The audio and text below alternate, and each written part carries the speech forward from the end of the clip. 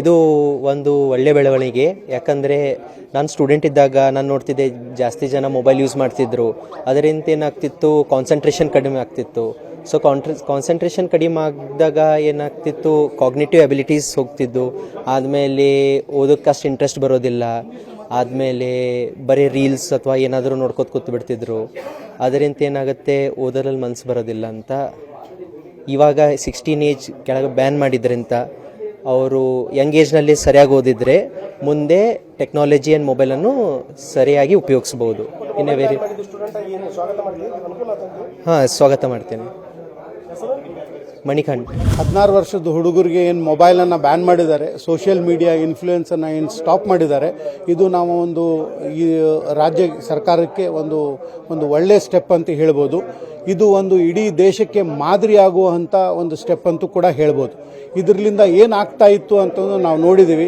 ಸಣ್ಣ ಹುಡುಗರು ತಮ್ಮ ಫೋಟೋ ಆಗಲಿ ತಮ್ಮ ರೀಲ್ಸನ್ನು ಡೆವಲಪ್ ಮಾಡಿ ಅದು ಸುಸೈಡ್ ಆಗಿದ್ದ ಕೇಸ್ ಅಂತ ಹೋಗ್ಬೋದು, ಇಲ್ಲ ಎಲ್ಲರೂ ಬಿದ್ದು ಏನಾರು ಅನಾಹುತ ಮಾಡ್ಕೊಳ್ಳುವಂಥ ಪರಿಸ್ಥಿತಿಗಿರ್ಬೋದು, ಇಲ್ಲ ಹೆಣ್ಮಕ್ಳು ನಮ್ಮ ಇನ್ಸ್ಟಾಗ್ರಾಮ್ ಇದೆಲ್ಲ ಮಾಡಿ ಇನ್ಫ್ಲೂಯೆನ್ಸ್ ಮಾಡಿ ಬ್ಯಾಡ್ ಎಲಿಮೆಂಟ್ಸನ್ನು ಅದು ಯುಟಿಲೈಸ್ ಮಾಡಿ ಅದಾಗುವಂಥ ಇನ್ಫ್ಲೂಯೆನ್ಸು ಇದು 16ರಿಂದ ಏನು ಏಜ್ ಇತ್ತೋ ಅದಕ್ಕೊಂದು ಒಳ್ಳೆ ಫುಲ್ ಸ್ಟಾಪ್ ಕೊಟ್ಟಿದೆ ಅಂತ ಹೇಳಿ ನನಗನ್ಸುತ್ತೆ.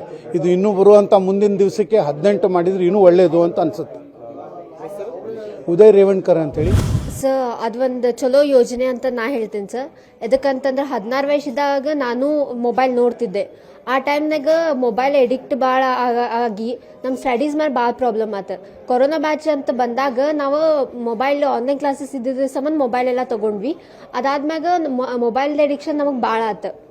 ಸೊ 14 ವಯಸ್ಸು ಮಕ್ಳಿಗೆ ಇದೇನು ಯೋಜನೆ ಮಾಡ್ಯಾರಲ್ಲ ಅದು ಚಲೋ ಅಂತ ನಾ ಹೇಳ್ತೀನಿ. ಎದಕ್ಕಂತಂದ್ರೆ ಹುಡುಗರು ಅದಕ್ಕೆ ಎಡಿಕ್ಟ್ ಆಗಿ ಫೋನಿಗೆ ಎಡಿಕ್ಟ್ ಆಗಿ ಗೇಮ್ಸ್ ಅಂತಂದ್ರೆ ಭಾಳ ಎಡಿಕ್ಟ್ ಆಗತ್ತಾರ. ಆನ್ಲೈನ್ ಪ್ಲಾಟ್ಫಾರ್ಮ್ನಾಗ, ಸೋಷಿಯಲ್ ಮೀಡಿಯಾ ಪ್ಲಾಟ್ಫಾರ್ಮ್, ಇನ್ಸ್ಟಾಗ್ರಾಮ್ನಾಗ ರೀಲ್ಸ್ ಮಾಡ್ಕೊತ ಕುಂದ್ರತ್ತಾರ. ಅದ್ರ ಸಲ್ಮಂದ್ ಅವರು ಓದು ಅಭ್ಯಾಸ ಕಡೆ ಎಲ್ಲ ಗಮನ ಕೊಡತ್ತಿಲ್ಲ, ಊಟದ ಕಡೆ ಗಮನ ಕೊಡಕತ್ತಿಲ್ಲ. ಹೀಗಾಗಿ ಅದೊಂದು ಚಲೋ ಪ್ಲಾಟ್ಫಾರ್ಮ್ ಅಂತ ನಾ ಹೇಳ್ತೀನಿ. Thank you sir. ನನ್ನ ಹೆಸರು ತೇಜಸ್ವಿನಿ ಸರ್. ಹಾಂ ಸರ್, ಇದು 16 ವರ್ಷದ ಮಕ್ಕಳಿಗೆಲ್ಲ ಫೋನ್ ಬ್ಯಾನ್ ಮಾಡಿದ್ದು ತುಂಬ ಒಳ್ಳೆಯ ಯೋಜನೆ ಸರ್. ಅದರಿಂದ ಈಗ ಮಕ್ಕಳಿಗೆ ನಾವು 16 ವರ್ಷದಲ್ಲಿ ಫೋನ್ ಯೂಸ್ ಮಾಡೇ ಬಂದಿದ್ದೀವಿ. ಯಾಕೆಂದರೆ ನಮ್ಮದು ಕೊರೋನಾ ಬ್ಯಾಚು ಆಗಿದ್ದರಿಂದ ನಾವು ಕೊರೋನಾ ಬ್ಯಾಚ್ನಲ್ಲಿ ಬರೀ ಫೋನ್ನಲ್ಲೇ ಆನ್ಲೈನ್ ಕ್ಲಾಸ್ ಎಲ್ಲ ಕೇಳಿ ಎಕ್ಸಾಮ್ ಬರ್ರಿ. ಸೊ ಅವಾಗ ನಾವೆಲ್ಲ ಅಡಿಕ್ಟ್ ಆಗಿದ್ದು ಭಾಳ ಫೋನಿಗೆ. ಅದರಲ್ಲಿ ಸೋಷಿಯಲ್ ಮೀಡಿಯಾ ಆ್ಯಪ್ಸ್ ಎಲ್ಲ ನಮಗೆ ಭಾಳ ಸೆಳೀತಿತ್ತು. ಅಂದರೆ ರೀಲ್ಸ್ ಅವೆಲ್ಲ ನೋಡ್ಕೋತಾ ಬರೀ ಅದಕ್ಕೆ ಅಡಿಕ್ಟ್ ಆಗ್ತಿದ್ವಿ. ಓದೋದ ಮೇಲೆ ಗಮನ ಕಮ್ಮಿ ಆಗ್ತಿತ್ತು. ಸೊ ಅದರಿಂದ ಮಕ್ಕಳಿಗೆ ಓದೋದ್ರ ಹವ್ಯಾಸ ಕಡಿಮೆ ಆಗ್ತಿತ್ತು. ಬುಕ್ಸ್ ಅಂತೂ ಮುಟ್ತಾನೆ ಇದ್ದಿದ್ದಿಲ್ಲ, ಬರೀ ಫೋನ್ ಹಿಡ್ಕೊ ಕೂದಿರ್ತಿದ್ರು. ಆಮೇಲೆ ಊಟದ ಕೂಡ ಪ್ರಾಬ್ಲಮ್ ಆಗ್ತಿತ್ತು. ಆಮೇಲೆ ಅದು ಹೆಲ್ತ್ ಮೇಲೂ ಪ್ರಾಬ್ಲಮ್ ಆಗ್ತಿತ್ತು. ರಾತ್ರಿ ಎಲ್ಲ ಜಾಸ್ತಿ ಫೋನ್ ನೋಡೋದ್ರಿಂದ ಅವ್ರ ಕಣ್ಣಿಗೆ ಆಗಲಿ ಅವ್ರ ದೇಹಕ್ಕೂ ಎಫೆಕ್ಟು. ಸೊ ಅದರಿಂದ ಈ ಯೋಜನೆ ತುಂಬ ಒಳ್ಳೆಯದು ಅಂತ ನಾನು ಹೇಳ್ತೀನಿ ಸರ್. ಅನನ್ಯ. ಇಂದಿನ ಮಾನ್ಯ ಮುಖ್ಯಮಂತ್ರಿ ಸಿದ್ದರಾಮಯ್ಯರು ಪ್ರೆಸೆಂಟ್ ಮಾಡಿದ ಬಜೆಟ್ನಲ್ಲಿ ಒಂದು ಸ್ಪೆಷಲ್ ಅಂತಂದರೆ 16 ವರ್ಷದ ಒಳಗಿನ ಮಕ್ಕಳಿಗೆ ಸೋಷಿಯಲ್ ಮೀಡಿಯಾ ಬ್ಯಾನ್ ಮಾಡಿದ್ದಾರೆ. ಇದರಿಂದ ತುಂಬ ಒಳ್ಳೆಯದಾಗುತ್ತೆ. ಯಾಕೆಂದರೆ ಅದು ಸೋಷಿಯಲ್ ಮೀಡಿಯಾದಿಂದ ಮೆಂಟಲ್ ಪ್ರೆಷರು, ಆಮೇಲೆ ಹುಡುಗರು ಓದೋದಕ್ಕೆ ಕಡಿಮೆ ಮಾಡಿದ್ದರು.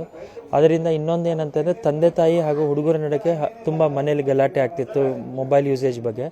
ಅದು ಉತ್ತಮವಾದ ಡಿಸಿಷನ್ ತೊಗೊಂಡಿದ್ದಾರೆ. ಇದರಿಂದ ಎಲ್ಲ ಪೇರೆಂಟ್ಸ್, ತಂದೆ ತಾಯಿಗಳು ತಮ್ಮ 16 ವರ್ಷ ಒಳಗಿನ ಮಕ್ಕಳು ತುಂಬ ಖುಷಿಯಾಗಿರ್ತಾರೆ. ಯಾಕಂದರೆ ಇದರಿಂದ ಒಂದು ಎಜುಕೇಷನ್ ಬಗ್ಗೆ ಫೋಕಸ್ ಮಾಡ್ತಾರೆ. ಸೆಕೆಂಡ್, ಮೆಂಟಲ್ ಪ್ರೆಷರ್ ಕಡಿಮೆ ಆಗುತ್ತೆ ಅವರಿಗೆ. ಅವ್ರು ಹಂಗೆ ಮಾಡ್ತಾ ಇದ್ದಾರೆ, ನಾವು ಹಿಂಗೆ ಮಾಡ್ತಾ ಇಲ್ಲ, ಅವರಲ್ಲಿ ಹೋದರು ಇಲ್ಲಿ ಹೋದರು ಇಂಥ ತುಂಬ ಮಾನಸಿಕ ಒತ್ತಡ ಆಗ್ತಿತ್ತು, ಅದೆಲ್ಲ ಕಡಿಮೆ ಆಗುತ್ತೆ. ಇದರಿಂದ ಒಳ್ಳೆಯದಾಗುತ್ತೆ ಅಂತ ನಮ್ಮದು ವಿಚಾರ. ಪ್ರವೀಣ್ ಅಗಡಿ.